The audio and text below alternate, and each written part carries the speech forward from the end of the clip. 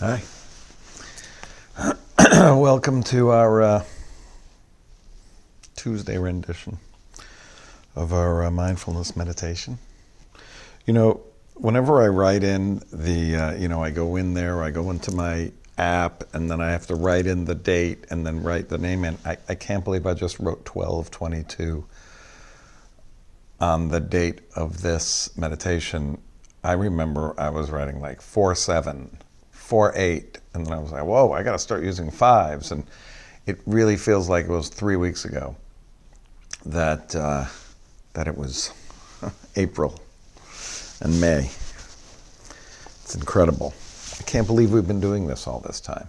I wonder if there's anyone that's been on pretty much all of them. I think maybe Jerry did, but I'm not sure about that. He'll have to let me know, Jerry.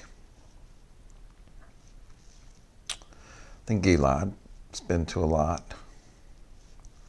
Some people come like later in the night. It's not a good time. But, I mean, there's been hundreds of these that we've done, I think. It's pretty amazing. I'm flabbergasted by it. Really, I cannot believe it's December and we're still doing this. It's a practice, so I guess you never really get it right. Today, we're going to delve a little more into that moment when Joseph reveals himself to his brothers. Yesterday we talked about, how people might change over time, and that the person you know today may not have been the person you knew before, and that you have to re-look and kind of look anew every time you meet somebody, because they may not be the same person you knew before. But there's something else that happens right when he reveals himself, and it's a very troubling concept for me. After he says, I'm your brother and all this, he says, listen, now, don't be upset with yourselves. Don't be mad at yourselves because you sold me into slavery. God sent me here before you so that everyone could survive. And actually, this is going to be my Devar Torah, my little sermon on Friday night. But here's what gets me about it. Is it trying to say, don't be upset that you sold me to slavery? Like, that's a horrible thing to do. Yeah, you should be upset about that. Yeah, you should be upset with yourself and mad at yourself about it. Maybe he realized that they were and had been so upset over so many years that he was kind of releasing them of that guilt. If that's what he was doing, I'm good with it. But it feels to me like what he's actually saying in the sentence is, don't feel bad about what you did. Don't beat yourselves up about it, because it was meant to be. It was supposed to happen. Everything happens for precisely its reason.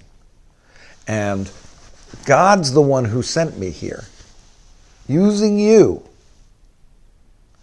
God's the one that sent me here so that I could save everyone's life, so that I could interpret the dream, so that I could figure out there was going to be a famine for after 7 years of plenty. So that's one way to look at it. I don't like that way to look at it because it takes everything out of our hands. And what does that mean? That they were just the instruments of God's plan? And if that's so, then anything that anybody does wrong, they could just say, hey, God wanted this, God wanted me to murder that person. God wanted me to, make them go bankrupt. God wanted me to steal from them because God was testing them. So God wanted me to do it. You can't get upset with me. That was what was supposed to happen in the scheme of life. That was fate. That's very upsetting, that concept to me. So I want to turn it into a mindfulness practice. Something about that. And I think you can make an argument for this reading. The reading is, listen, don't be upset. It all worked out. Look where I am. Look at my position. Look where I exist in the world. I have a wonderful life. And so it worked out. Now, if it was a different story and the person was destitute and they were poor, they wouldn't say that.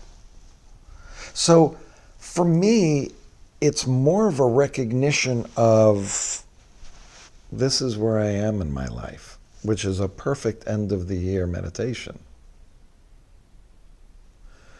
This is what has happened to me. And I am just allowing what has happened to me to be for now. And I am looking at every single moment of the now as a gift. And I have gratitude for it. That's hard to conceive of, right? It's like, wait a minute, this has been a crappy year. What am I supposed to have gratitude for? I think you can find the things that you're grateful for. Look, I'm grateful for this meditation that we do every single week, every single day, 4 days a week. I'm grateful for it. I wouldn't have done it like this. Would have been still, 1 day a week. Wouldn't have done it like this if it weren't for what happened. Artistically, work on stuff a lot more now than I did. I have a lot more time to work on things I'd like to work on. I know the other people in my family have spent a tremendous amount of time on creative endeavors because there's time to do it. So as much as it's horrible, and it is truly horrible, the deaths are horrible, the sickness is horrible, we don't know what the repercussions are as the years go on with the people that have contracted this virus. This has just been one of the worst years that we've ever had. I can't remember a worse year. Even 9/11, was one incident, and yeah, it carried on for a long time, and it is still with people that experienced it, and I still think of it, but it's not like this year, which was all-encompassing and affected every single life of every person on this planet. I don't remember anything being like this. So, am I supposed to say, hey, don't fret it, God wanted this to happen? Yeah, God wanted 308,000 people to be dead and millions of people to contract this disease. 308 in our country. I can't accept that God would want that outcome. I don't believe that there is divine punishment, nor divine testing. Unless we want to say that everything that happens to us is part of kind of the divine, then okay. Then you could say, all right, everything that happens to us is there. So if you want to blame God for the things that are happening, you may. If God's in everything, if the divine is in everything, which to a certain extent I do believe that there is divinity in absolutely everything that happens, which says to me, this moment, which has been terrible, horrible, difficult, still had its beauty, its artistry, and its positive points. And for both of those things, I have gratitude. I feel like I'm alive. And life, whether I have to stay in my house or whether I can go out into the world, life still has such incredible beauty, and we are so fortunate to be here. So I think when he says, don't be upset with yourselves and don't beat yourselves up, everything turned out okay. Maybe, this was meant for me to come down here. I don't even want to start that language, though. That's like, it's okay. It worked out all right. And it worked out all right because every moment all along the way, Joseph does learn to just kind of be in the moment and be honest to the moment. Even when, Potiphar's wife is coming on to him, he's still trying to be true in the moment. And he's like, listen, your husband trusts me. I'm not doing this. Even if he'd wanted to. And if you don't know what that story is, read the Joseph novella from Vayeshev to the end of the book. And so today, it's about simply gratitude for being alive. It's about having joy in your heart, even simply because you've made it through this pandemic this far. It's having gratitude for being alive and not having. It's gratitude for the people that I have been able to experience this with. Some in my home, Some maybe only on Zoom, some on the phone, some in a yard, distanced.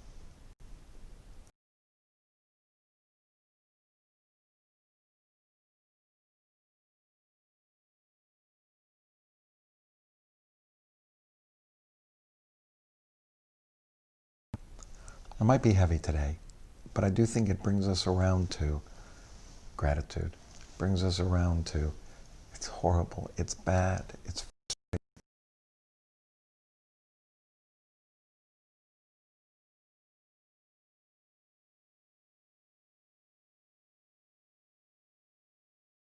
you've learned about yourself and those around you. It's incredible. We're not out of the woods yet. We still have to have that patience that I've been calling for since March. But we're getting there. Okay, it's time for a meditation. That's my yawn. That's my cue.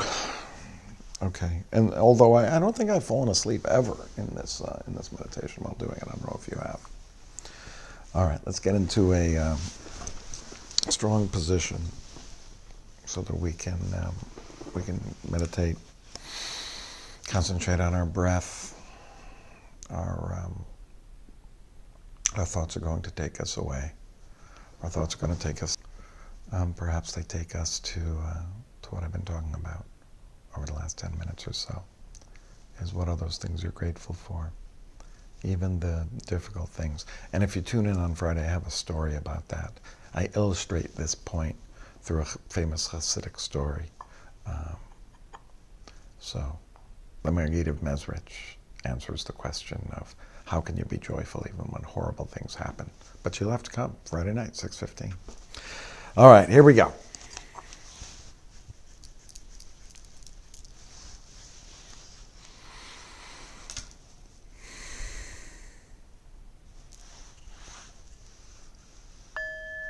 That wasn't it.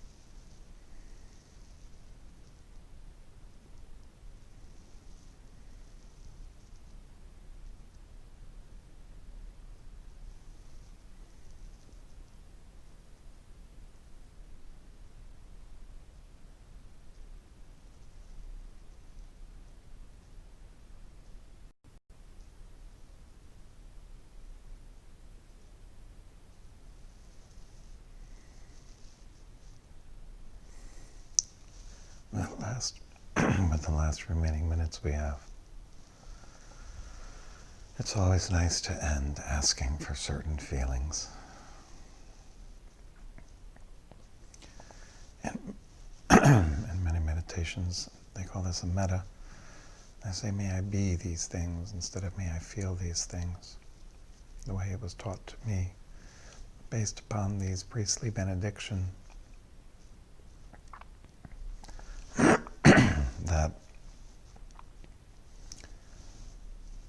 sometimes we don't feel some of the things we actually are, like safety and blessed. That's what we're going to ask for today. That I feel safe, I feel blessed. The blessed one goes with our theme for today that I was talking about at the beginning. How can we not feel blessed just to be here? And by here I mean in the world. I know there's lots of difficulties in life. I know it's not always smooth. But we can't deny that life is a blessing.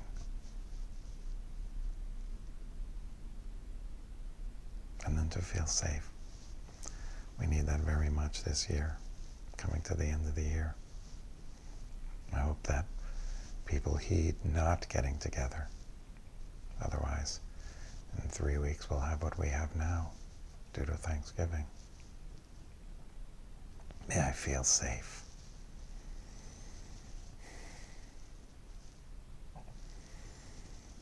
May I feel blessed. May I feel blessed and safe. So I'm just inviting you to offer those two feelings on each breath, one or the other, or both. So just continue like that for several breaths.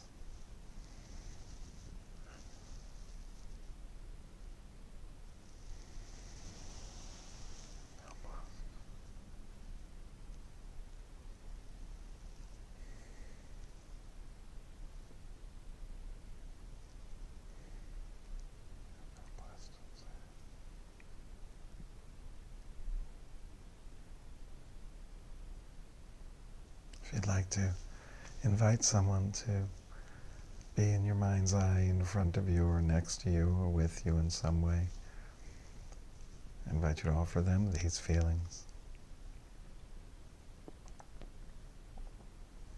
May you feel blessed.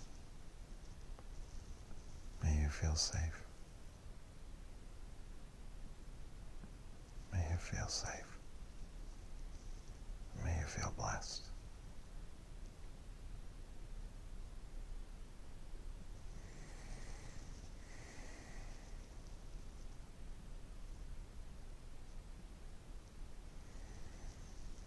May you feel blessed. May you feel safe.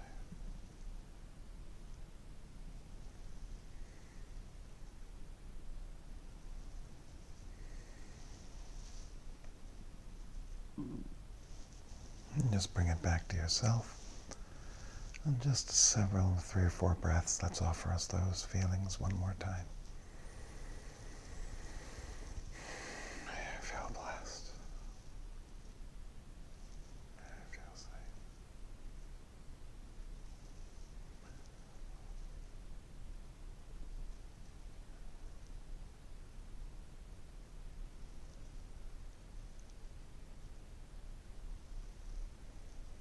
And for the remaining moments, let's just concentrate one more time on our breath alone.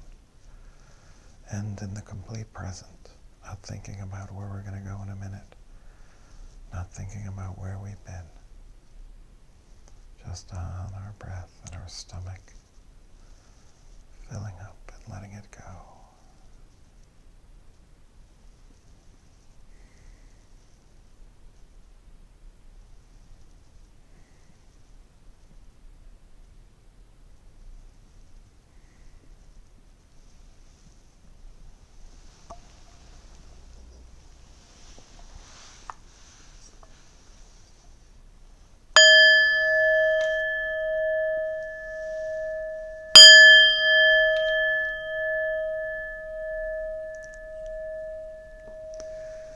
Thank you for joining me this evening.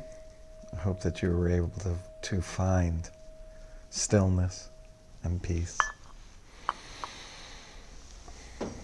May you feel safe, and may you feel blessed, and may you have